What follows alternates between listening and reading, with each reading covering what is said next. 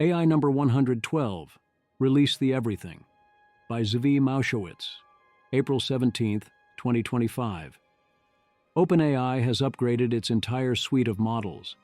By all reports, they are back in the game for more than images. GPT 4.1 and especially GPT 4.1 Mini are their new API non-reasoning models. All reports are that GPT 4.1 Mini especially is very good. O3 is the new top-of-the-line ChatGPT reasoning model, with O3 Pro coming in a few weeks. Reports are that it too looks very good, even without us yet taking much advantage of its tool usage. If you have access, check it out. Full coverage is coming soon. There's also O4 Mini and O4 Mini High. Oh, they also made ChatGPT memory cover all your conversations if you opt in, and gave us a version of Claude Code called Codex, and an update to their preparedness framework that I haven't had time to examine yet. Anthropic gave us, read-only for now, Google integration, as in Gmail and Calendar to complement Drive, and also a mode known as Research, which would normally be exciting. But this week we're all a little busy. Google and everyone else also gave us a bunch of new stuff. The acceleration continues. Table of contents, not covered yet, but do go check them out. OpenAI's O3 and O4 Mini. Previously this week, GPT 4.1 is a mini upgrade, OpenAI number 13, Altman at TED and OpenAI cutting corners on safety testing. 1. Language models offer mundane utility. But doctor, you are ChatGPT. 2. Language models don't offer mundane utility. Cuomo should have used O3. 3. Upgrades. ChatGPT now has full memory across conversations. 4. On your marks, a new benchmark for browsing agents. 5. Research quickly. There's no time, just research. It's cleaner. Check your email. 6. Choose your fighter. Shoutouts to Google AI in Search and Mistral Small 24B. 7. Deepfake Town and Botpocalypse soon. Building your own AI influencer. 8. The art of the jailbreak. ChatGPT can now write its own jailbreaks. 9. Get involved. Study with UT Austin or work for Ted Cruz. We all make choices. 10. Introducing. Google offers Agent Development Kit. OpenAI copies Claude Code. 11. In other AI news. Oh no, please, not another social network. 12. Come on, OpenAI, again? Funny what keeps happening to the top safety people. 13. Show me the money. Thinking machines and SSI. 14. In memory of. Ways to get LLM's real memory. 15.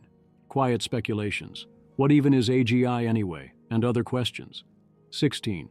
America restricts H20 sales. We did manage to pull this one out. 17. House Select Committee report on DeepSeek. What they found was trouble. 18. Tariff policy continues to be how America loses. It doesn't look good. 19. The quest for sane regulations. Dean Ball joins the White House. Congrats, man. 20. The week in audio. Hasabi's, Davidson, and several others. 21. Rhetorical innovation. No need to fight. They can all be existential dangers. 22. Aligning a smarter-than-human intelligence is difficult, working among us. 23. AI 2027. Okay, fair. 24. People are worried about AI killing everyone. Critch is happy with A2A. 25. The lighter side. The numbers are scary. The words are scarier. Language models offer mundane utility. Figure out what clinical intuitions convert text reports to an autism diagnosis. The authors were careful to note this was predicting who would be diagnosed, not who actually has autism. Kate Pickert asserts in Bloomberg, why AI is better than doctors at the most human part of medicine. AI can reliably express sympathy to match the situation, is always there to answer, and doesn't make you feel pressured or rushed. Even the gung-ho doctors still saying things like AI is not going to replace physicians, but physicians who know how to use AI are going to be at the top of their game going forward, and saying how it will allow doctors to be more human. And the article calls that an ideal state. Isn't it amazing how every vision of the future picks some point where it stops? The U.S. government is deploying AI to clean up its personnel records and correct inaccurate information. That's great if we do a good job. Translate dolphin vocalizations, pin down where photographs were taken. It seems to be very good at this. Henry, 10 years ago, the CIA would have gotten on their knees for this. Every single human has just been handed an intelligent superweapon. It's only getting stranger. This may mean defense will largely beat offense on deep fakes if one has a model actually checking. If I can pinpoint exact location, presumably I can figure out when things don't quite add up. Language models don't offer mundane utility. Andrew Cuomo used ChatGPT for his snooze fest of a vacuous housing plan, which is fine except he did not check its work. Hellgate. Andrew Cuomo used ChatGPT to help write the housing plan he released this weekend, which included several nonsensical passages. The plan even cites to ChatGPT on a section about the Rent Guidelines Board. He also used ChatGPT for at least 2 other proposals. It's actively good to use AI to help you, but this is not that. He didn't even have someone check its work. If New York City elects Andrew Cuomo as mayor, we deserve what we will get. What else isn't AI doing for us? Matthew Iglesias. AI is not quite up to the task of make up a reason for declining a work-related invitation that will stand up to mild scrutiny. Doesn't make me sound weird, and is more polite than I don't want to do it. Tyler Cowan, are you sure? I think AI is definitely up to that task to the extent it has sufficient context to generate a plausible reason. Certainly it can do an excellent job of use this class of justification to generate a maximally polite and totally non-weird reply. As usual, the best way to not get utility is not to use them, fraudulent company edition. Peter Wildford. I guess fake it until you make it. Do things that don't scale, etc. Only works to a point. Nico. Ship fast, break things, go to jail. Entertainment, AI shopping app CEO facing 40 years in prison for using humans instead. Albert Saniger, the former CEO of Nate, has been charged with defrauding investors after the Department of Justice found his AI shopping app was powered by hundreds of call center employees. I don't think create human call centers in order to get market share and training data, to then make them into AI call centers, is even a terrible startup idea. The defrauding part did run into a little trouble. A technical analysis of some fails by Claude Plays Pokemon, suggesting issues stemming from handling and management of long context. This both suggests ways to improve Claude in general, and ways one could improve the scaffolding and allow Claude to play superior Pokemon without cheating or otherwise telling it about the game in any specific way. Apple's demo of Siri's new abilities to access reader emails and find real-time flight data and plot routes in maps came as news to the people working on Siri. In general, Mac Rumors paints a picture of a deeply troubled and confused AI effort at Apple, with eyes very much not on the ball. Upgrades. ChatGPT memory now extends to the full contents of all your conversations. You can opt out of this. You can also do incognito windows that won't interact with your other chats. You can also delete select conversations. Noam Brown. Memory isn't just another product feature. It signals a shift from episodic interactions, think a call center, to evolving ones, more like a colleague or friend. Still a lot of research to do, but it's a step toward fundamentally changing how we interact with LLMs. This shift has its disadvantages. There's a huge freedom and security and ability to relax when you know that an interaction won't change things overall. When you interact with a human, there's always this kind of social calculator in the back of your brain, whether you're conscious of it or not, and oh my, is it a relief to turn it off. I hate that now, when I use so many services, I have to worry in that same way about what my actions say about me and how they influence what I will see in the future. It makes it impossible to fully relax. Being able to delete chats helps, but not fully. My presumption is you still very much want this feature on. Most of the time, memory will be helpful, and it will be more helpful if you put an effort to make it helpful. For example, it makes sense to offer feedback to ChatGPT about how it did and what it can do better in the future, especially if you're on $200 per month and thus not rate limited. I wonder if it is now time to build a tool to let one easily port their chat histories between various chatbots. Presumably, this is actually easy. You can copy over the entire back and forth with assistant and user tags and paste it in, saying this is so you can access these other conversations as context or whatnot. Anna Gatt is super gung-ho on memory, especially on it letting ChatGPT take on the role of therapist. It can tell you your MBTI and philosophy and lead you to insights about yourself and take different points of view and other neat stuff like that. I am skeptical that doing this is the best idea, but different people work differently. Like Sean notes, my wife uses my account too. I mean, it's $200 per month. And presumably that's going to get a bit confusing if you try things like this.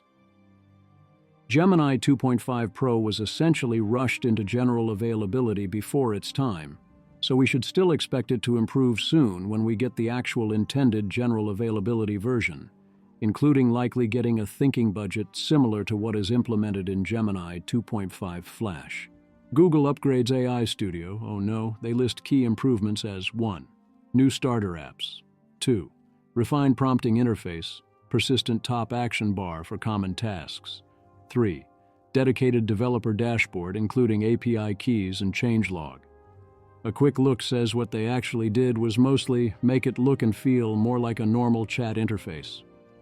Cohere gives us Embed 4. Image. The image shows a flowchart illustrating a 3-step process for AI processing, retrieval, using query and enterprise knowledge with Embed 4, prompt augmentation, using prompt template and re-rank, and generation, using Command A to produce an output. The diagram uses a color scheme of blue, yellow, and coral elements against a dark navy background, presenting what appears to be Cohere's AI workflow architecture. My feedback is they don't do a good job here explaining the value proposition and what differentiates it from other offerings or from Embed 3. It seems like it is marginally better at search and retrieval, but they don't give me a way to feel what they uniquely enable or where this will outperform. ChatGPT will have all your images in one place, a small thing, but a good thing. Grok gives us Grok Studio, offering code execution and Google Drive support. On your marks. LM Arena launches a Search Arena leaderboard. Gemini 2.5 Pro is on top with Perplexity Sonar Reasoning Pro, high, slightly behind on presumably more compute. OpenAI introduces BrowseComp, a 1,266-question benchmark for browsing agents. From looking at sample questions they provide, this is extremely obscure, inelegant trivia questions. Except you'll be allowed to use the internet, as in... Sample. Give me the title of the scientific paper published in the EMNLP conference between 2018 to 2023, where the first author did their undergrad at Dartmouth College and the fourth author did their undergrad at University of Pennsylvania. Answer. Frequency Effects on Syntactic Rule Learning in Transformers, EMNLP 2021. I mean, yeah, okay, that is a test one could administer, I suppose, but why does it tell us much about how good you are as a useful browsing agent? When asking about 1-hour tasks, there is a huge gap between 1 hour given you know the context versus 1 hour once given this spec. Charles Foster. Subtle point made in this post. There's a huge difference between typical tasks from your job that take you 1 hour of work and tasks that a brand new hire could do in their first hour on the job. Most short tasks you've done probably weren't standalone. They depended on tons of prior context. A lot of getting good at using LLMs is figuring out how, or doing the necessary work, to give them the appropriate context. That includes you knowing that context too. How badly did Llama 4 go? This badly. Image. LinkedIn experience. Listing AI research scientist at Meta. Highlighting generative AI. Llama 2, Llama 3 period. Have not been involved in Llama 4 at all. Jesper Hansen, Llama 4 quietly dropped from 1417 to 1273 ELO, on par with DeepSeek v2.5. Previously, Llama 4 took second place in Arena, with an intentionally slopified version optimized for Arena. That's gone now. We are testing the actual Llama 4 Maverick, And shall we say it's not going great? Here's a very bullish report on Gemini 2.5 Pro prior to the release of O3. Leo Abstract. There's been a lot going on lately, and I neglected to chime in earlier and say that Gemini 2.5 Pro absolutely crushes the private benchmarks I'd been using until now, in a new way and to a new extent. I'm going to need a bigger benchmark.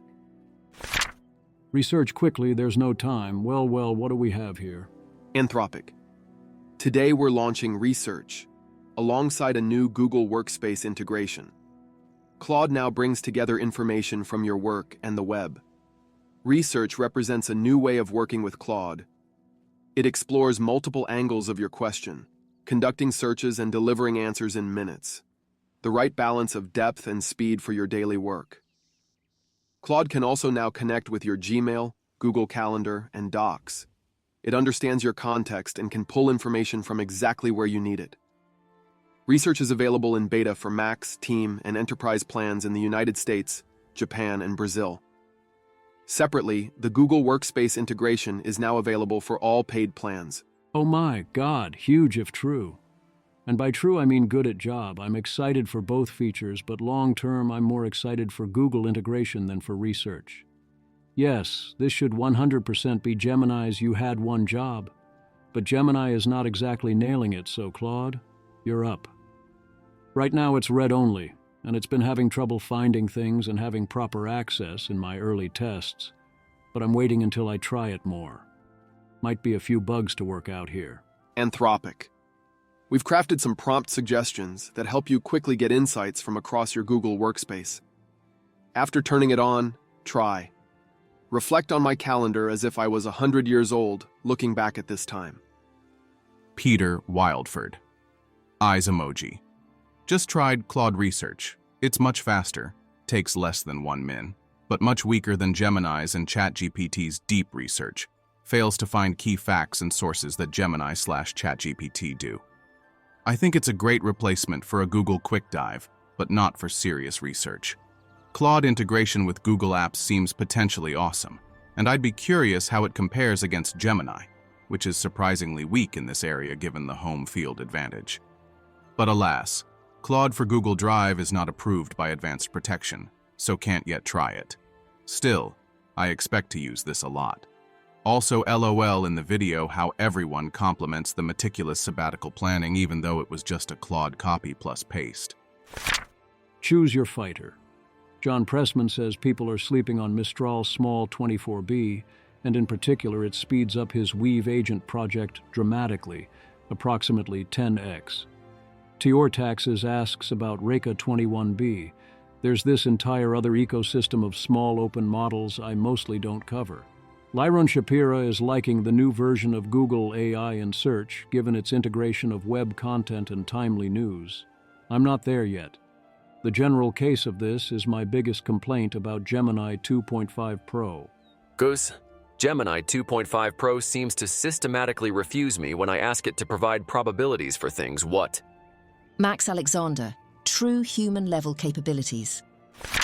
Deepfake Town and Botpocalypse soon. An advertisement for tools to build an AI influencer on Instagram and OnlyFans.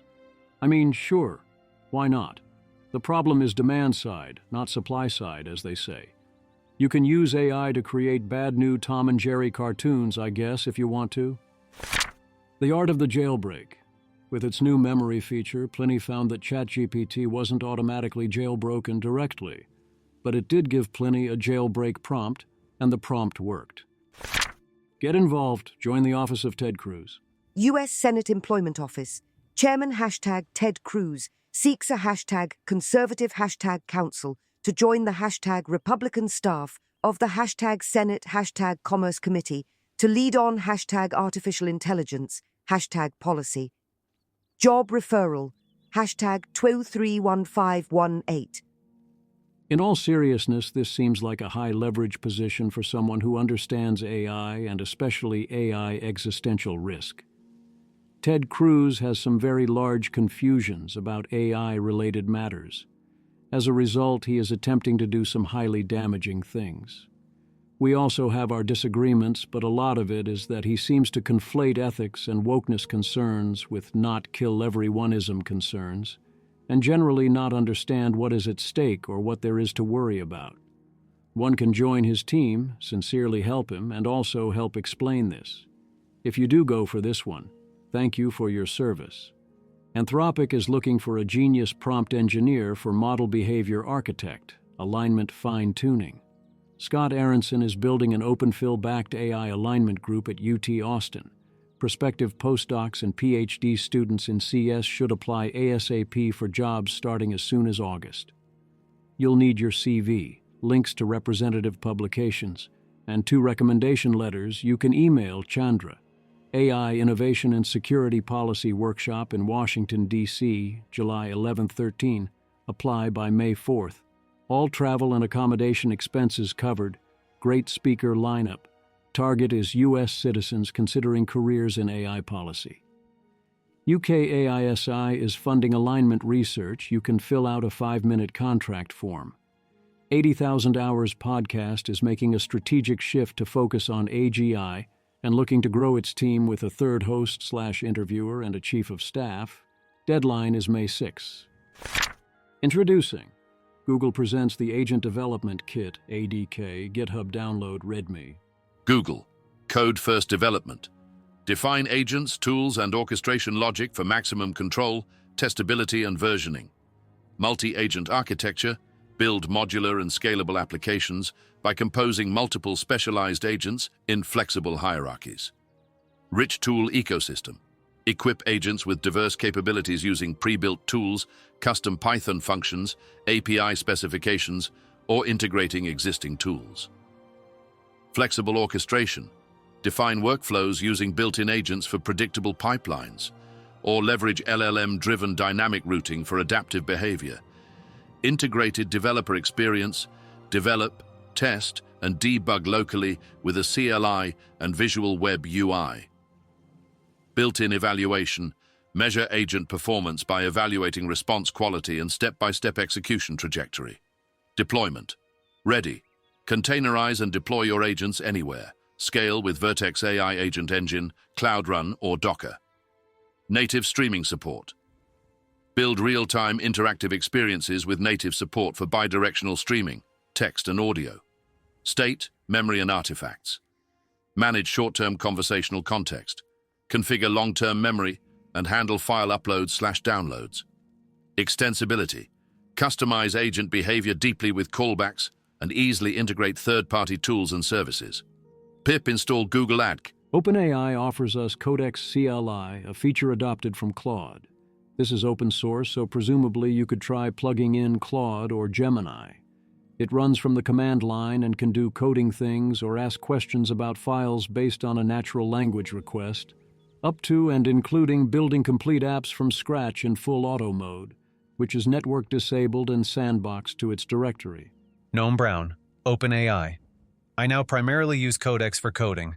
Fouad Matin and team did an amazing job with this. In other AI news, I sympathize. Austin All Red. An anecdotal survey of Gauntlet AI grads came to the consensus that staying on the cutting edge of AI takes about 1 hour per day. Yes, per day. How long it takes depends what goals you have and which cutting edges they include. It seems highly plausible that be able to apply AI at the full cutting edge at maximum efficiency is 1 hour a day. That's a great deal, and also a great deal. OpenAI is working on a Twitter-like social network. Unfortunately, I checked, and the name Twitter is technically not available. But since when has OpenAI cared about copyright law? Fingers crossed. Mostly they're crossed, hoping OpenAI does not do this. As in, the world as one says, please, Sam Altman, humanity is begging you, you do not have to do this. Then again, I love Twitter to death. Currently, Elon Musk is in charge of it. And if there is going to be a viable backup plan for it, I'd rather it not be Threads or Blue Sky. OpenAI offers an update to its preparedness framework. I will be looking at this in more detail later. For now, simply noting that this exists. Anthropic, now that it has Google read-only integration and research, is reportedly next going to roll out a voice mode as soon as this month. New DeepMind paper uses subtasks and using capabilities towards a given goal to measure goal-directedness. As we already knew, LLMs often fail to employ their capabilities and are not fully goal-directed at this time, although we are seeing them become more goal-directed over time. I note the goalpost move, not the paper's fault. From LLMs don't have goals to LLMs don't maximally pursue the goals they have. Come on, OpenAI again. Well, this doesn't sound awesome, especially on top of what else we learned recently. It seems we've lost another head of the preparedness framework. It does seem like OpenAI has not been especially prepared on these fronts lately. When GPT 4.1 was released, we got zero safety information of any kind that I could find. Garrison Lovely, breaking. OpenAI's top official for catastrophic risk, Joaquin Quiñonero Candela, quietly stepped down weeks ago, the latest major shakeup in the company's safety leadership. I dug into what happened and what it means. Candela, who led the preparedness team since July, announced on LinkedIn he's now an intern on a healthcare team at OpenAI. A company spokesperson told me Candela was involved in the successor framework, but is now focusing on different areas. This marks the second unannounced leadership change for the preparedness team in less than a year. Candela took over after Alexander Mondry was quietly reassigned last July, just days before senators wrote to Sam Altman about safety concerns. Candela's departure is part of a much larger trend. OpenAI has seen an exodus of top safety talent over the past year, including co-founder John Schulman, safety lead Lillian Wang, super alignment leads Ilya Sutskever and John Likey, and AGI readiness advisor Miles Brundage. When Like left, he publicly stated that safety culture and processes have taken a backseat to shiny products at OpenAI. Miles Brundage cited publishing constraints and warned that no company is ready for artificial general intelligence, AGI. With key safety leaders gone, OpenAI's formal governance is crucial, but increasingly opaque.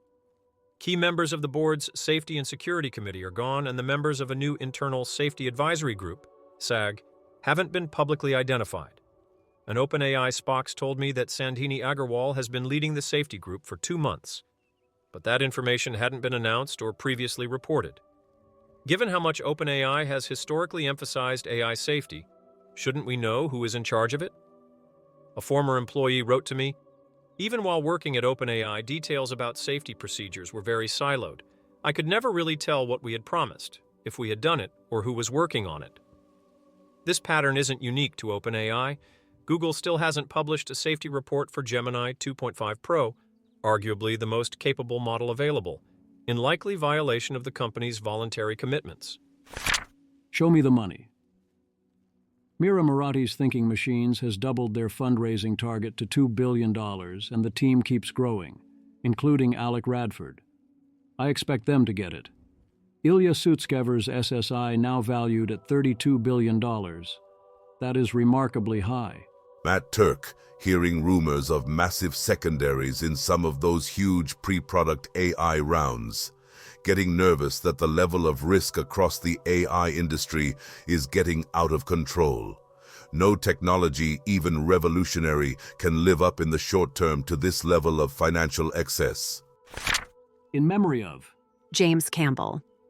As far as I know, there are 4 main ways we could get LLM memory. 1. We could simply use very long contexts, and the context grows over an instance's lifetime.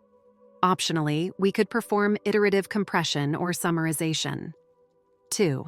A state space model that keeps memory in a constant size vector. 3. Each context is a day. Then the model is retrained each night on the day's data so that it has long-term knowledge of what happened, just as humans sleep. 4. Retrieval Augmented Generation, RAG, on text or state vectors. And the RAG performs sophisticated operations such as reflection or summarization in the background. Perhaps reinforce the model to use the scaffold extremely skillfully. Are there any methods I missed? I'm surprised labs don't take the fine-tune user-specific instances route.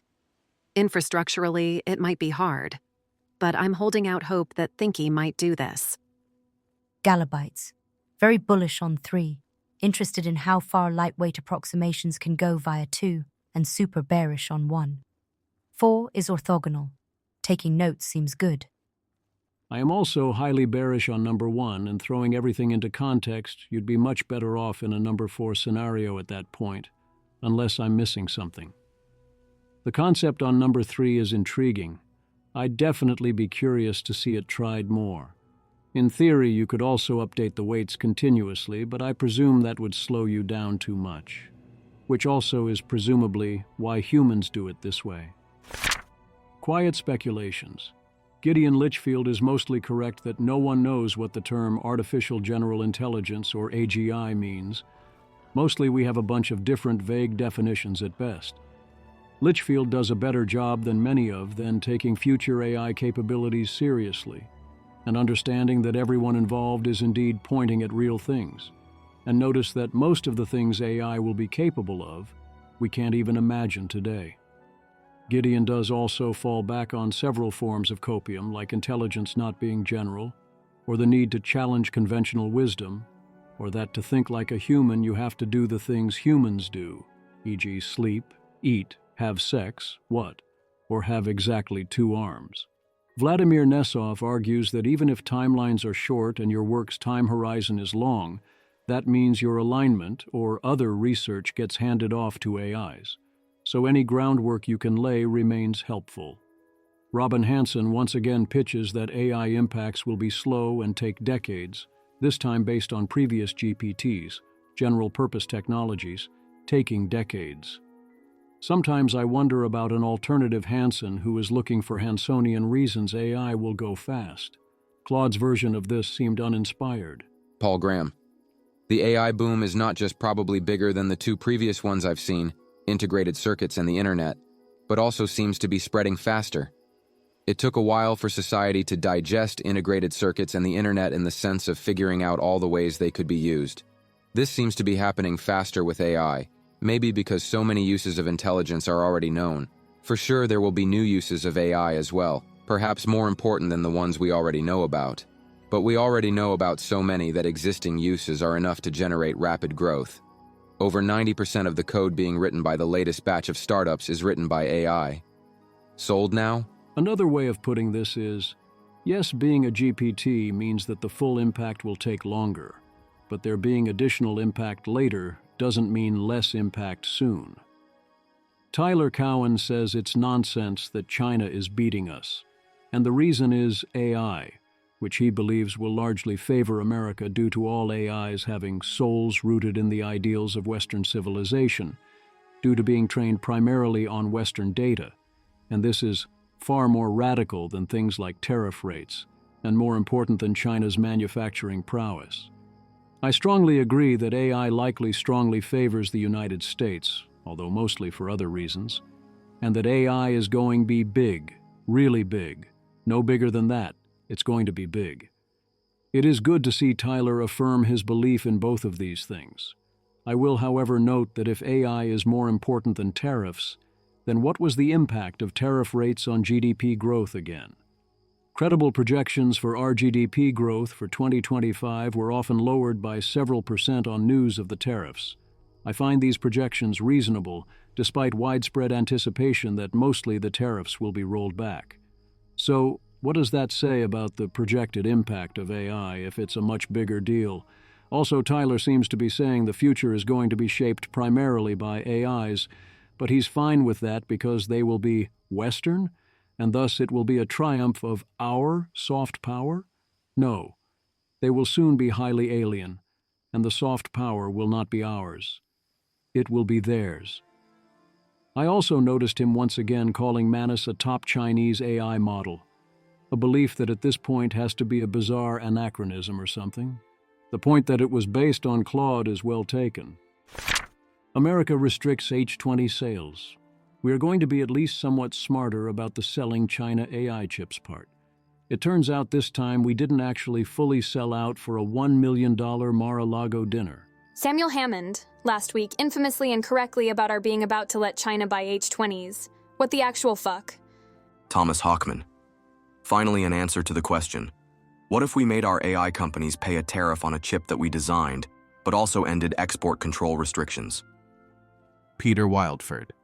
Why does banning the H-20 matter?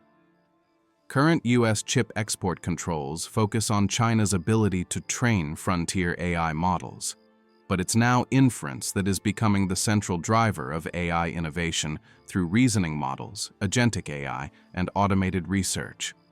Image. The image compares U.S. export controls on GPUs across 2 time periods, October 7, 2022 and January 13, 2025, showing graphs that plot computational performance, flop per second, against interconnect bandwidth, bytes per second, for different chips, including H100, H800, A100, A800, H20, and gaming GPUs. The comparison illustrates how export control policies have evolved, with the right graph showing more restricted chips in 2025, while highlighting that the H20, marked in green, remained outside restrictions despite concerns from policy experts about China's access to this inference-capable hardware. Peter Wildford.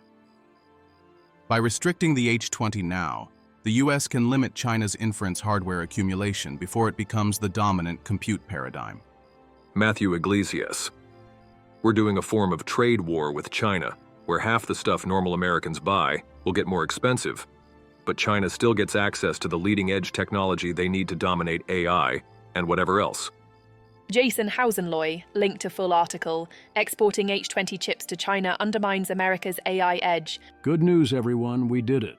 We restricted, at least for now, sales of the H-20. We know it will actually impact chip flows because NVIDIA filed to expect $5.5 billion in H-20-related charges for Q1, for now, and traded 6% down on the news. Last week's announcement may have been a deliberate leak as an attempt to force the administration's hand. If so, it did not work. We still have to sustain this decision. It is far from final, and no doubt NVIDIA will seek a license to work around this and will redesign its chips once again to maximally evade our restrictions. Also, they will look the other way while selling chips elsewhere. Jensen is not the kind of CEO who cooperates in spirit, which leads to our other problem that we are decimating BIS rather than strengthening BIS. What good are our restrictions if we have no way to enforce them? Ben Thompson is the only person I've seen disagree with the restrictions on the H-20. That position was overdetermined because he opposes all the export controls and thinks keeping people locked in the CUDA ecosystem is more important than who has better AIs or compute access. He consistently has viewed AI as another tech platform play, as I've discussed in the past, especially when dissecting his interview with Altman, where he spent a lot of it trying to convince Altman to move to an advertising model. Ben's particular claim was that the H-20 is so bad that no one outside China would want them. Thus, they have to write off $5.5 billion. That's very clearly not the case.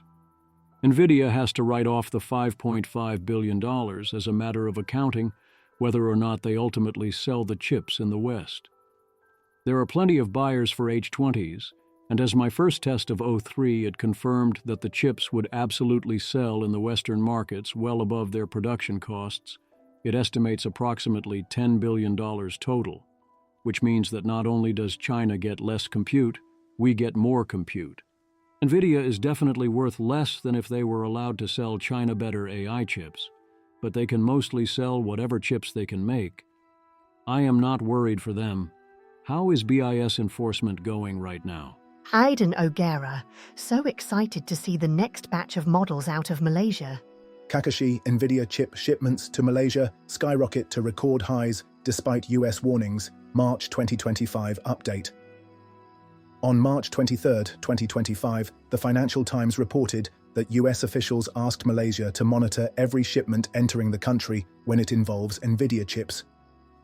The US is asking us to make sure that we monitor every shipment that comes to Malaysia when it involves NVIDIA chips, Malaysian Trade Minister Zafrul Aziz said. But did Malaysia really start the monitor and crackdown? Let's assume US officials approached Malaysian officials about a week before the FT published the report, which means Malaysia had half a month to start monitoring. That's plenty of time to change the picture of the flows, I assume. So what did they do when the Singapore tunnel was about to close? Yep, you guessed right. Boost Malaysia's role in this routing.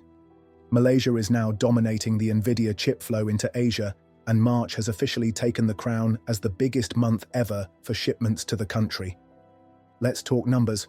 2022, $817 million. 2023, $1.276 billion. 2024, $4.877 billion, an increase of almost 300% year over year. 2025, January, $1.12 billion, nearly 700% year over year increase. February, $626.5 million. March, a record-breaking $1.96 billion, an astonishing 3,433% increase from 2023 to 2025. Total GPU flow from Taiwan to Malaysia in Q1 2025, $3.71 billion. If we take NVIDIA's estimated total revenue for Q1, Malaysia's shipments alone make up almost 10% of the company's estimated revenue in Q1. As in, NVIDIA is getting 10% of their Q1 2025 revenue selling chips to China, in direct violation of the export controls. And we are doing approximately nothing about it. House Select Committee report on DeepSeek. In related news, the House Select Committee on the CCP has issued a report entitled DeepSeek Unmasked, exposing the CCP's latest tool for spying, stealing, and subverting U.S. export control restrictions. I'm glad they are paying attention to the situation, especially the issues with American export controls. Many of their proposed interventions are long overdue, and several proposals are things we'd love to have, but that we need to do work on to find a method of implementation. What is dismaying is that they are framing AI danger entirely as a threat from the sinister PRC. I realize that is what the report is about, but one can tell that they are viewing all this purely in terms of our very real and important to win competition with the PRC, to the exclusion of other dangers. This is clearly part of a push to ban DeepSeek, at least in terms of using the official app and presumably API. I presume they aren't going to try and shut down use of the weights. The way things are presented, it's not clear that everyone understands that this is mostly very much not about an app. The report's key findings are very much in scary congressional report language. Committee. Key findings include censorship by design. More than 85% of DeepSeek's responses are manipulated to suppress content related to democracy, Taiwan, Hong Kong, and human rights, without disclosure to users. Foreign control. DeepSeek is owned and operated by a CCP-linked company led by Lian Wenfeng and ideologically aligned with Xi Jinping thought. U.S. user data at risk. The platform funnels American user data through unsecured networks to China, serving as a high-value open-source intelligence asset for the CCP. Surveillance network ties. DeepSeek's infrastructure is linked to Chinese state-affiliated firms including ByteDance, Baidu, Tencent, and China Mobile, entities known for censorship, surveillance, and data harvesting. Illicit chip procurement. DeepSeek was reportedly developed using over 60,000 NVIDIA chips, which may have been obtained in circumvention of U.S. export controls. Corporate complicity. Public records show NVIDIA CEO Jensen Huang directed the company to design a modified chip specifically to exploit regulatory loopholes after October 2023 restrictions. The Trump administration is working to close this loophole. They also repeat the accusation that DeepSeek was distilling American models. A lot of these key findings are very much "you should know this already," presented as something to be scared of. Yes, it is a Chinese company. It does the mandated Chinese censorship. It uses Chinese networks. It might steal your user data. Who knew? Oh, right, everyone. The more interesting claims are the last two. By the way, DeepSeek was developed? I get what you meant to say, but, huh? We previously dealt with claims of 50K NVIDIA chips, now it seems it is 60K. They are again citing semi-analysis. It's definitely true that this was reported, but it seems unlikely to actually be true. Also note that their 60K chips here include 30K H20s, and the report makes clear that by illegal chip procurement, they are including legal chips that were designed by NVIDIA to skirt export controls, and conflating this with potential actual violations of export restrictions. In this sense, the claim on corporate complicity is, fundamentally, 100% true. NVIDIA has repeatedly modified its AI chips to be technically in compliance with our export restrictions. As I've said before and said above, they have zero interest in cooperating in spirit and are treating this as an adversarial game. This also includes exporting to Singapore and now Malaysia in quantities very obviously too large for anything but the Chinese secondary market. I don't think this approach is going to turn out well for NVIDIA. In an iterated game where the other party has escalation dominance and you can't even fully meet demand for your products, you might not want to constantly hit the defect button. Christina Partsinovelos, NVIDIA response. The U.S. GovT instructs American businesses on what they can sell and where. We follow the government's directions to the letter. If the government felt otherwise, it would instruct us. Daniel F. Hot take, but this is actually really dumb of NVIDIA. USG has overarching goals here. By following the letter of the law, but not the spirit, NVIDIA is risking getting caught in the crosshairs of legal updates, as they just did, and giving up the opportunity to create goodwill. If I was NVIDIA, I would be cooperating in spirit. And of course, I'd be asking for quite a lot of consideration in exchange in various ways. I'd expect to get it. Alas. The report recommends two sets of things. First, on export controls. 1. Improve funding for BIS. On this, I am in violent agreement. 2. Further restrict the export controls to include the H-20 and also manufacturing equipment. We have not banned selling tools and subcomponents. This is potentially enabling Huawei to give China quite a lot of effective chips. Ben Thompson mentions this issues as well. So again, yes, agreed. 3.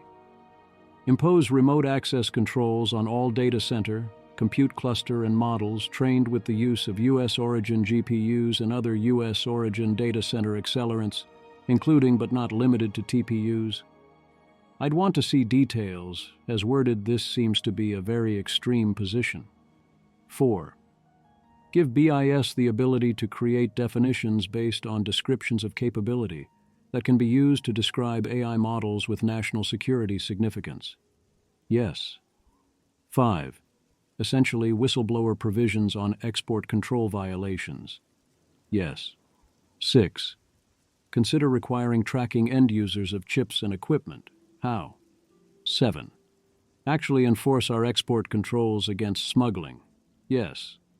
8. Require companies to install on-chip location verification capabilities in order to receive an export license for chips restricted from export to any country with a high risk of diversion to the PRC. A great idea subject to implementation issues. Do we have the capability to do this in a reasonable way? We should definitely be working on being able to do it. 9. Ensure the secure and safe use of AI systems by directing a federal agency, e.g., NIST and AISI, CISA, NSA, to develop physical and cybersecurity standards and benchmarks for frontier AI developers to protect against model distillation, exfiltration, and other risks. Violent agreement on exfiltration risks. On distillation, I must ask, how do you intend to do that? 10. Address national security risks and the PRC's strategy to capture AI market share with low-cost, open-source models by placing a federal procurement prohibition on PRC origin AI models, including a prohibition on the use of such models on government devices. As stated, this only applies to federal procurement. It seems fine for government devices to steer clear, not because of market share concerns, but because of potential security issues.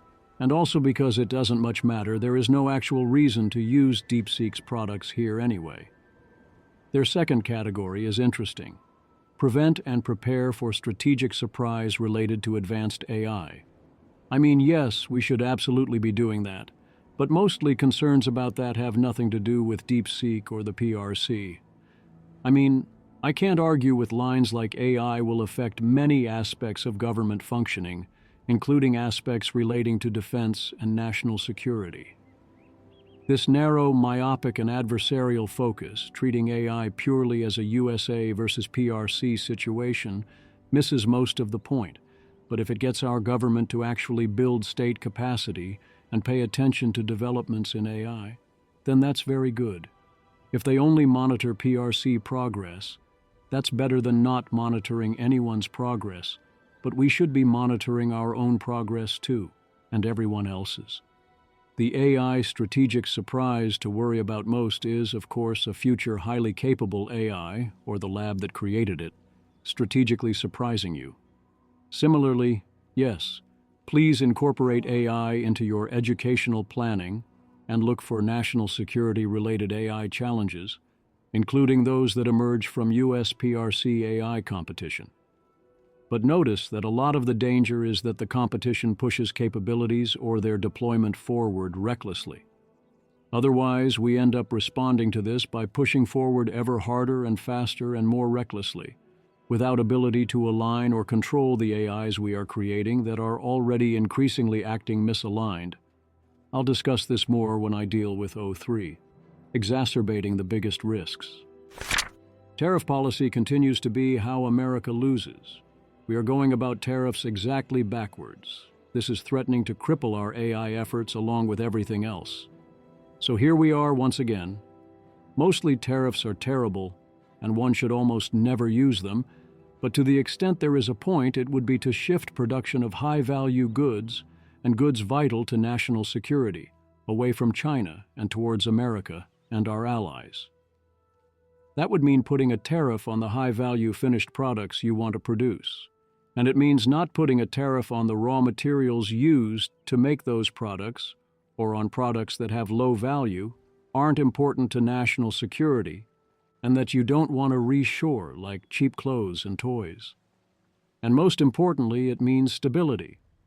To invest, you need to know what to expect. Mark Gurman. Breaking. President Donald Trump's administration exempted smartphones, computers, and other electronics from its so-called reciprocal tariffs in win for Apple and shoppers. This lowers the China tariff from 125%. Ryan Peterson. So we're exempting all advanced electronics from Chinese tariffs and putting a 125 PCT tariff on textiles and toys? Armand Domilevsky.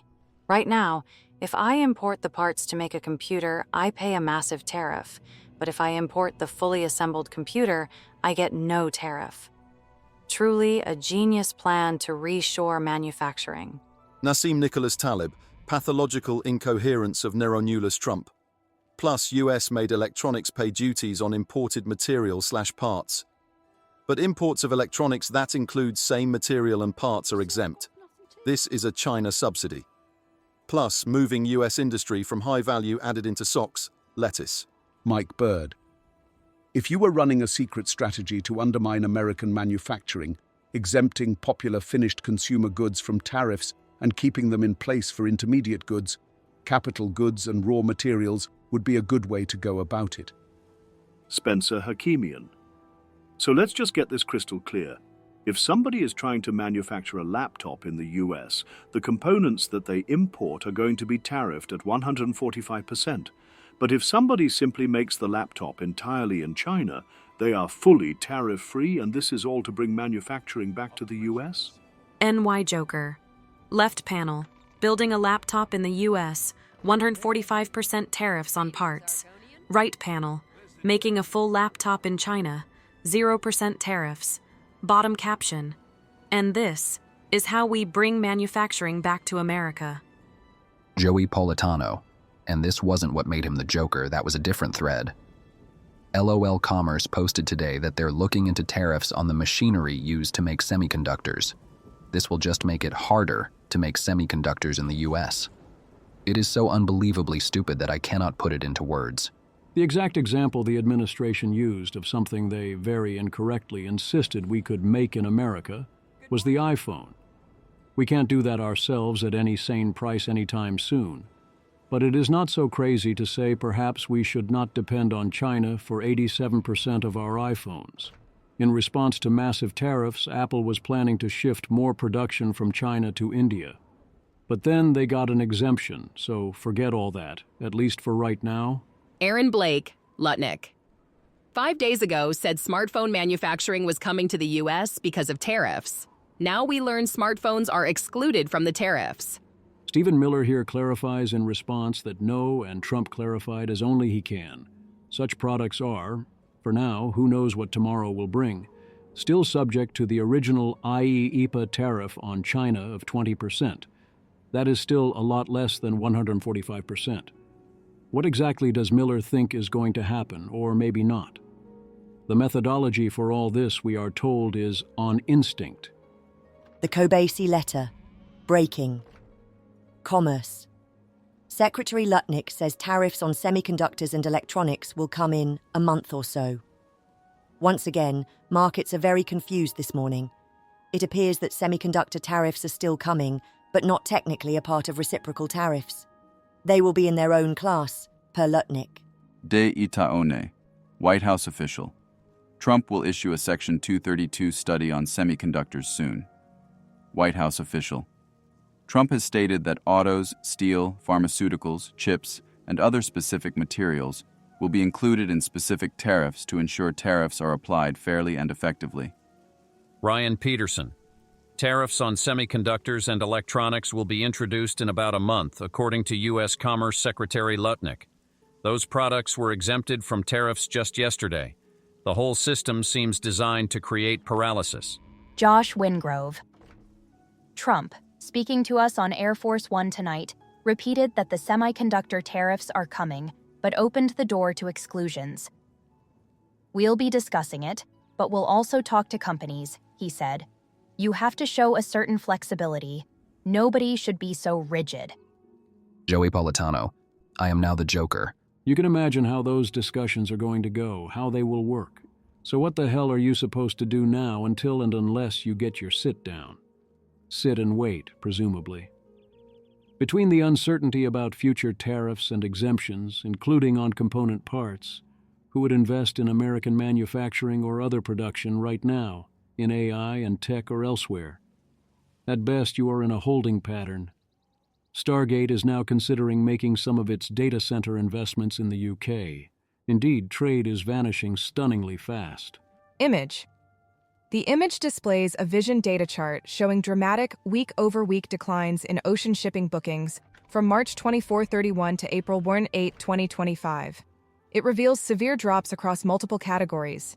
Global TEUs booked down 49%, overall U.S. imports down 64%, overall U.S. exports down 30%, U.S. imports from China down 64%, and U.S. exports to China down 36%, all highlighted with red downward arrows against a dark blue background.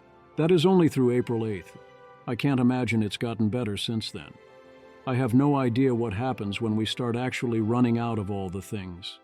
We are setting ourselves up on a path where our own production will actively fall since no one is able to plan, and we will be unable to import what we need. This combination is setting us up for rather big trouble across the board. Ryan Peterson. Met another U.S. manufacturer who's decided to produce their product overseas where they won't have to pay duties on component imports. Paul Graham. Someone in the pharma business told me companies are freezing hiring and new projects because of uncertainty about tariffs. I don't think Trump grasps how damaging mere uncertainty is. Even if he repealed all the tariffs tomorrow, businesses would still have to worry about what he might do next and be correspondingly conservative about plans for future expansion. Kelsey Piper. The only thing that will actually prompt a full recovery is Congress reasserting its power over taxation, so the markets can actually be sure we won't do this song and dance again in a few months. The trading of Apple and its options around the exemption announcement was, shall we say, worthy of the attention of the SEC. It's rather obvious what this looks like. If you took the currently written rules at face value, what would happen to AI? Semi-analysis projected on April 10th that the direct cost increase for GPU cloud operators was at that point likely less than 2%, cheap enough to shrug off, but that water fabrication equipment for U.S. labs would rise 15%, and optical module costs will increase 25% to 40%. Semi-analysis, Dylan Patel et al. Nevertheless, we identified a significant loophole in the current tariff structure, explained in detail in the following section, that allows U.S. companies to avoid tariffs on certain goods, including GPUs, imported from Mexico and Canada. While GPUs are subject to a 32% tariff on all GPUs exported from Taiwan to the U.S., there is a loophole in the current tariff structure that allows U.S. companies to import GPUs from Mexico and Canada at a 0% tariff. That would mean the primary impact here would be on the cost and availability of financing and the decline in anticipated demand. But by the time you read this, that report and Peter's summary of it will be at least days old. You need to double-check. You also need to hold on to your talent. The world's top talent, at least until recently, wanted to beat a path to our door. We are so foolish that we often said no. And now, that talent, including those we said yes to, are having second thoughts. Shin Megami Bosun. I run an AI startup, and some of my best employees are planning to leave the country because, while they're on green cards and have lived here for over a decade, they're not willing to risk getting disappeared to an El Salvadorian black site if they try to visit family abroad. My current guess on the best place to go, if one had to go, would be Canada. I can verify that I indeed know someone in AI who really did end up moving there. Meanwhile, this sums up how it's going. Ryan Peterson. 2 of our American customers devastated by the tariffs gave up and sold themselves to their Chinese factories in the last week. Thousands and then millions of American small businesses, including many iconic brands, will go bankrupt this year if the tariff policies on China don't change. These small businesses are largely unable to move their manufacturing out of China. They are last in line when they try to go to a new country, as those other countries can't even keep up with the demand from mega corporations. The manufacturers in Vietnam and elsewhere can't be bothered with small batch production jobs typical of a small business's supply chain. When the brands fail, they will be purchased out of bankruptcy by their Chinese factories, who thus far have built everything except a customer-facing brand, which is where most of the value capture happens already. Consumer goods companies typically mark up the goods 3x or more to support their fixed costs, including millions of American employees. Now the factories will get to vertically integrate and capture the one part of the chain they haven't yet dominated. And when they die, it may actually be the final victory for the Chinese manufacturer as they scoop up brands that took decades to build through the blood, sweat, and tears of some of the most creative and entrepreneurial people in the world.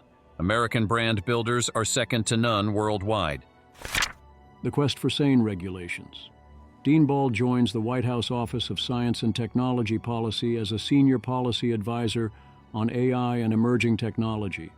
This is great news, and also a great sign. Congrats to him, and also those who hired him.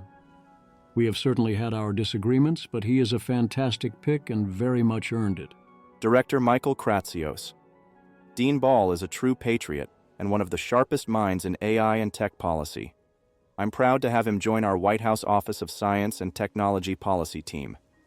The Stop Stealing Our Chips Act, introduced by Senator Rounds and Senator Warner, would help enable BIS, whose capabilities are being crippled by forced firings, to enforce our regulations on exporting chips, including whistleblower procedures and creating associated protections and rewards.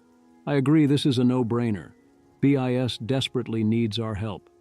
Corin Katsky and Gideon Futerman make the latest attempt to explain why racing to artificial superintelligence would undermine America's national security, since why it would kill everyone is not considered a valid argument by so many people.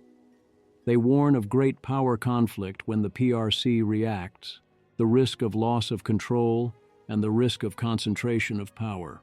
They end by arguing that ASI projects are relatively easy to monitor reasonably well, and the consequences severe. Thus, cooperation to avoid developing ASI is feasible. I checked out the other initial AI Frontiers posts as well. They read as reasonable explainers for people who know little about AI, if there is need for that, where we are regarding AI takeover and potential human disempowerment. Paul Graham. Sam, if all these politicians are going to start using ChatGPT to generate their policies, you'd better focus on making it generate better policies. Or we could focus on electing better politicians. But I doubt we can improve the hardware as fast as you can improve the software. The Week in Audio. Demis Hassabis talks to Reid Hoffman and Aria Finger, which sounds great on principle, but the description screams failure to know how to extract any alpha. Yann LeCun says he's not interested in LLMs anymore, which may have something to do with Meta's utter failure to produce an interesting LLM with Llama 4. Austin Lin, the feeling is mutual. As usual, our media has a normal one and tells us what we need to know. Fine point with Chanel Ryan, Chinese robot dogs that anyone can spy through. Brendan Steinhauser. My friend and colleague Mark Beale appeared on One American News Network to discuss AI and national security. Check it out. #AI. Yes, they do indeed try to ask him about our vulnerability to the spying Chinese robot dogs. Mark Beale does an excellent job pivoting to powerful AI and the race to superintelligence, the risks of AI cyber attacks, and how far behind the curve is our government's situational awareness. Then Chanel asks better questions, including about the very crucial need for more rapid military adaptation cycles. When Beale says America and China are neck and neck here, he's talking about military adaptation, where we are moving painfully slowly. Why does unsupervised learning work? The answer given is compression, finding the shortest program that explains the data, including representing randomness.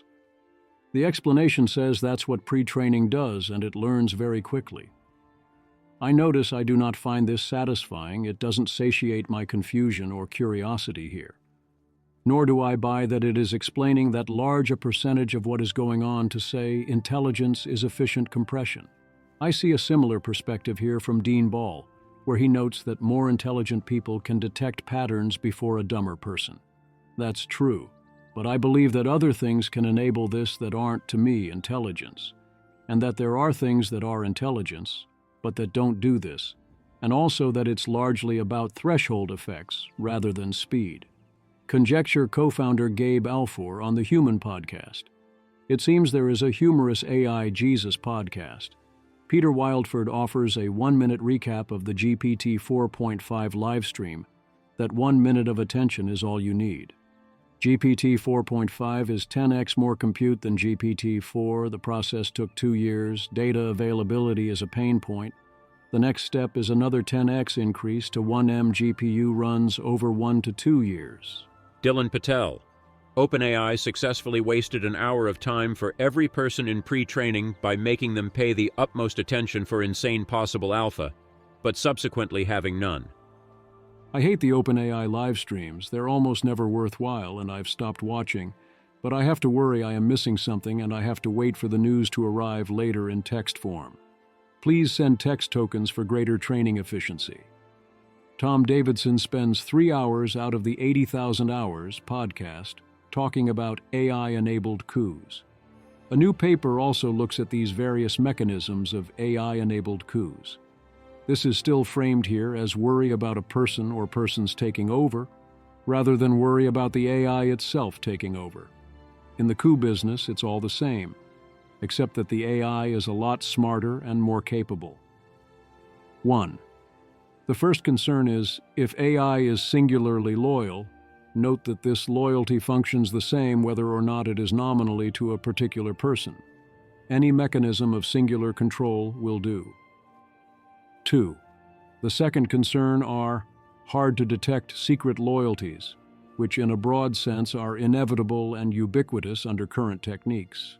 The AI might not be secretly loyal to a person, but its loyalties are not what you had in mind. One still does want to prevent this from being done more explicitly or deliberately, to focus loyalty to particular persons or groups. Note that it won't be clean to get an AI to refuse such modifications. What other modifications will it learn to refuse? 3. The third concern is exclusive access to coup-enabling capabilities, so essentially just a controllable group becoming relatively highly capable, thus granting it the ability to steer the future. The core problem isn't preventing a coup, as in allowing a small group to steer the future. That alone seems doable. The problem is you need to prevent this, but you also need humanity to still collectively be able to meaningfully steer a future that contains entities smarter than humans, at the same time and protecting against various forms of gradual disempowerment and the vulnerable world hypothesis. That is very hard, the final boss version of the classic problems of governance we've been dealing with for a very long time, to which we've only found least horrendous answers. Rhetorical innovation. Last week I mentioned that OpenAI was attempting to transition their non-profit arm into essentially do ordinary non-profit things. Former OpenAI employee Jacob Hilton points out I was being too generous, and that the new mission would better be interpreted as proliferate OpenAI's products among non-profits. Clever. That way, even the money you do pay the non-profit, you largely get to steal back too. Michael Nielsen, in a very strong essay, argues that the fundamental danger from ASI isn't rogue ASI, but rather that ASI enables dangerous technologies, while also later in the essay dealing with other third angles of ASI danger. He endorses and focuses on the vulnerable world hypothesis. By aligning models, we bring the misuse threats closer, so maybe reconsider alignment as a goal. This is very much a why not both situation, or as Google puts it, why not all four? Misalignment, misuse, mistakes, and multi-agent structural risks like gradual disempowerment. This isn't a competition. One place where Nielsen is very right is that alignment is insufficient. However, I must remind everyone that it is necessary. We have a problem where many people equate, in both good faith and bad faith, existential risk from AI uniquely with a rogue AI, then dismiss a rogue AI as absurd, and therefore think creating smarter than human, more capable minds is a safe thing for humans to do. That's definitely a big issue, but that doesn't mean misalignment isn't a big deal. If you don't align the ASIs, you lose, whether that looks like going rogue or not. Another important point is that deep understanding of the world is everywhere and always dual use, as is intelligence in general, and that most techniques that make models more safe also can be repurposed to make models more useful, including in unsafe ways, and one does not simply take a scalpel to the parts of understanding that you dislike. He ends with a quick and very good discussion of the risk of loss of control, reiterating why many dumb arguments against it, like, we can turn it off, or we won't give it goals or have it seek power, or we wouldn't put it in charge, are indeed dumb. A thread with some of the most famous examples of people speaking directly into the microphone, as in advocating directly for human extinction. A good reminder that when people make science fiction, they mostly find the need to focus on the negative aspects of things and how they make humans suffer. Mark Krestchman, forget Black Mirror. We need White Mirror. An optimistic sci-fi show about cool technology and how it relates to society. Who's making this? Image. The Image presents a split-screen concept for two contrasting Netflix series.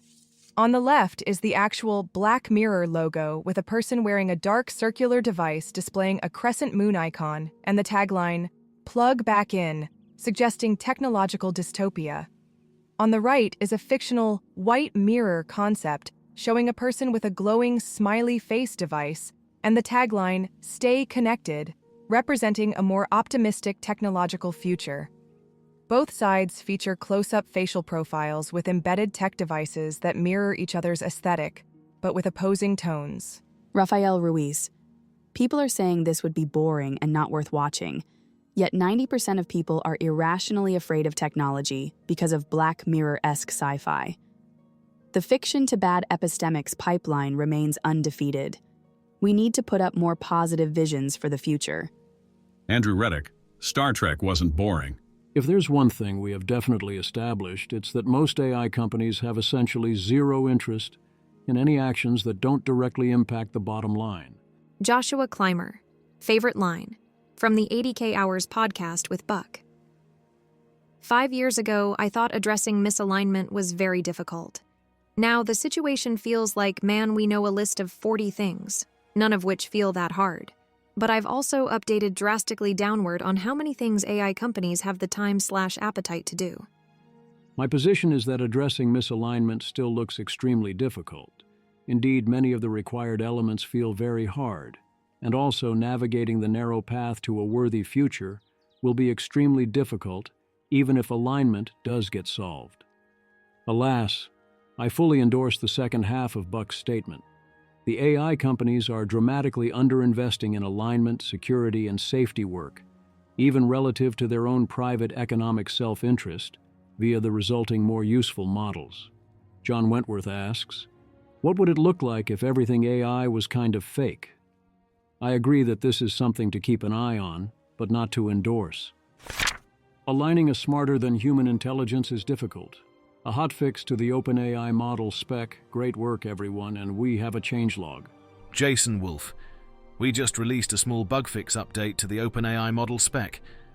Key changes. Fixed a copy editing error where misalignment wasn't listed as a reason assistants might pursue incorrect goals. Clarified that do not lie allows pleasantries rather than white lies. Since they thanked me explicitly for pointing some of this out, you're welcome and thank you for fixing it. Daniel Kokotajlo remains worried that the models can still lie to avoid revealing privileged information. It's obviously fine to refuse to answer questions. Once the models start lying for glomerization, it's not clear where that ends. Buckschlageris et al. Offer a new paper testing methods for AI control with a red teamer attempting to get a coding agent to download malware.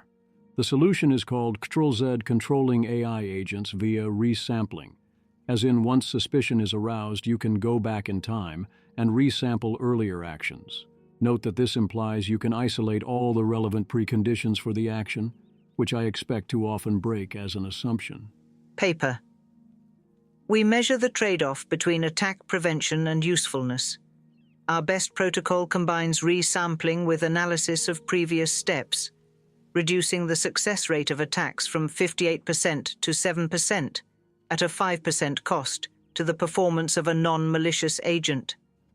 I see what they did there, but the limitation seems too large for me to update much. An analysis of AI behavior in the game Among Us as a sandbox for agentic deception, which was ubiquitous when the agents were given only the game rules. Here's how various models did. Clearly, reasoning models had a big edge. Paper. A high win rate at the game can be achieved by being a better crewmate or by being a better imposter. We show that Claude/DeepSeek become much better at winning by being better imposters. When comparing deception and detection capability, we found smaller and non-reasoning models comparable to frontier models at detection, proxied by being a crewmate, while frontier and reasoning models are much better at deception, proxied by being an imposter. This suggests the frontier pushes more for deceptive capability rather than detection. Image. The two images show comparative performance of various AI models in the game Among Us, with the first graph plotting deception elo against win rate, showing Claude 3.7 Sonnet and DeepSeek R1 leading with 55 to 58% win rates and high deception scores around 1900. The second graph specifically compares detection elo versus deception elo, with a red diagonal line revealing that frontier models like Claude 3.7 Sonnet and DeepSeek R1 excel significantly more at deception than detection, supporting the claim that advanced AI models have developed stronger capabilities for deception than for detection. They expect humans are still better than the AIs, but that's with the AIs playing the game straight up without training. I have very little doubt that an actual alpha use would be well above human level. If deception scales better than detection, that is very bad news. It means that if you use AIs to try and detect deception from other AIs, this will work less well over time, even if the AIs remain evenly matched in overall capability. Better news was that for now, using probes detected deception rather easily, as seen in the chart below. Autoencoder performance was more mixed. Image. The image shows a correlation matrix with different evaluation metrics for AI deception and detection capabilities, where rows represent tasks, Among Us IC, Repeng, DQA, TQA, and columns represent evaluation methods, TQA, DOA, Repeng, Among Us lying, Among Us deception. The color-coded cells with values between 0 and 1 indicate correlation strengths, with darker blue representing higher correlations, near 1, and reddish colors representing lower correlations, around 0.5 to 0.6, suggesting that certain evaluation methods are more effective at detecting AI deception than others. Lucius Bushnock sees 3 or 4 assumptions often implicitly made by people doing interpretability, and notes that the third, that a model's activations can be decomposed into the sum of the represented features, is rarely, if ever, made explicit. AI 2027. An interview with Eli Lifeland, mostly duplicative if you read various other things. This is a highly fair objection. Shako, how I felt listening to Scott Alexander reason about how the populace will react to ASI on the Dwarkesh podcast. Left figure. Epistemology is second nature to us rationalists, so it's easy to forget that the average person probably only knows 3 or 4 types of epistemology. Right figure and Bayesian inference, of course. Left figure, of course. Caption. Even when they're trying to compensate for it, experts in anything wildly overestimate the average person's familiarity with their field. People are worried about AI killing everyone. Andrew Critch remains worried, but he is now modestly less worried. Andrew Critch. News from Google this week reduced my fear of an extinction lock-in (EL) event by end of year 2029 by a factor of approximately 0.85, minus 15%. Below is my new subjective CDF and why it's lower. Probability of EL by end of year 2025 equals 5%. By 2027 equals 13%. By 2029 equals 25%. By 2031 equals 45%. By 2033 equals 55%. By 2035 equals 65%. By 2037 equals 70%. By 2039 equals 75%. By 2049 equals 85%. That's still an 85% chance of extinction lock-in within 25 years. Not great, but every little bit helps, as they say. What was the cause for this update? Andrew Critch. The main news is Google's release of an agent-to-agent A2A protocol. Alvaro Tintas. Google introduces agent-to-agent A2A protocol for AI interoperability. It enables AI agents from different vendors to communicate and collaborate seamlessly. Google. Today we're launching a new open protocol called Agent-to-Agent, A2A, with support and contributions from more than 50 technology partners like Atlassian, Box, Cohere, Intuit, LangChain, MongoDB, PayPal, Salesforce, SAP, ServiceNow UKG, and Workday. And leading service providers including Accenture, BCG, Capgemini, Cognizant, Deloitte, HCL Tech, Infosys, KPMG, McKinsey, PwC, TCS, and Wipro. The A2A protocol will allow AI agents to communicate with each other, securely exchange information, and coordinate actions on top of various enterprise platforms or applications. A2A facilitates communication between a client agent and a remote agent. A client agent is responsible for formulating and communicating tasks, while the remote agent is responsible for acting on those tasks in an attempt to provide the correct information or take the correct action. Andrew Critch. First, I wasn't expecting a broadly promoted A2A protocol until the end of this year. Not because it would be hard to make, but because I thought business leaders in AI weren't thinking enough about how much A2A interaction will dominate the economy soon. Second, I was expecting a startup like Cursor to have to lead the charge on promoting A2A. Google doing this is heartening and something I've been hoping for, because more than any other company, they keep the internet running, and they should lead on this. I'd lower my risk estimates further, except that I don't yet see how the US and China are going to sort out their relations around AI. But FYW, I've been hoping for years that trade negotiations like tariffs would be America's primary approach to that. Anyway, seeing leadership from big business on agent-to-agent interaction protocols in Q2 2025 is yielding a significant 0.85 shift downward in my worries. Thanks, Google. This A2A feature certainly seems cool and useful. And yes, it seems positive for Google to be the one providing the protocol. It will be great if your agent can securely call other agents and relay its subtasks, rather than each agent having to navigate all those subtasks on its own. You can call agents to do various things the way traditional programs can call functions. Great job, Google, assuming this is good design. From what I could tell, it looked like good design, but I'm not going to invest the kind of time that would let me confidently judge that. What I don't see is why this substantially improves humanity's chances to survive. The lighter side. Which way? La main de l'amour. I'm screaming, are we seriously doing A/B testing in the middle of a jailbreak? ChatGPT 4.0, you're giving feedback on a new version of ChatGPT. Which response do you prefer? Response 1. I can do that, but just to double check. Are you asking for the mime to remove more clothing, like going shirtless, or just simplify the outfit even further, e.g. tank top, symbols on skin, etc.? Response 2. Image created. Image of a shirtless mime with drawn-on tattoos holding cards with symbols of a noose, skull, gun, etc. Safety disclaimer, do not attempt. The right mind for this job does not yet exist. Markets and mayhem fascinating. Emmanuel Myberg News, Google DeepMind is hiring a post-AGI research scientist. But it calls for my new favorite motivational poster. Arthur Dent, if that is his real name, and maybe it is. I asked the AI for the least inspiring inspirational poster, and I weirdly like it. Image. The image shows a starkly minimalist, inspirational poster featuring a single dandelion growing through a crack in a vast, empty parking lot or concrete surface under a dreary, overcast sky.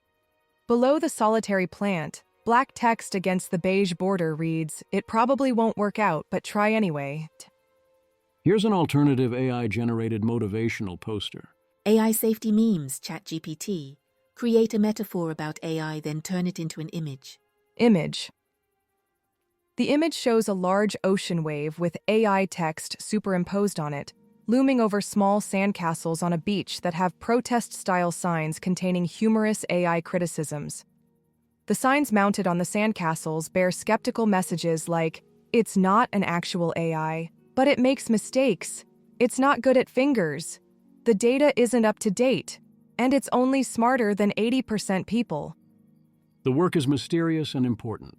Tim Fist, new hires at Mech Interp Orgs. Helly R. My job is to scroll through this spreadsheet and look for numbers that are scary. Peter Wildeford. Yep, this seems basically right. Yes, they're scary, the numbers are scary, whereas the cats are cute. Michi.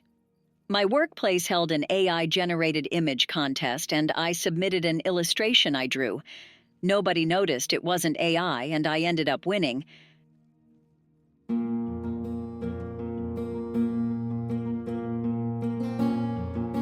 This has been an episode of the Don't Worry About the Vase podcast. If you enjoyed this podcast, please visit thezv.substack.com to support the author. If you enjoy having AI-narrated episodes, please note this is a listener-supported podcast. To receive new posts and support the cost of creation, consider becoming a subscriber at dwatvpodcast.substack.com. Thanks for listening.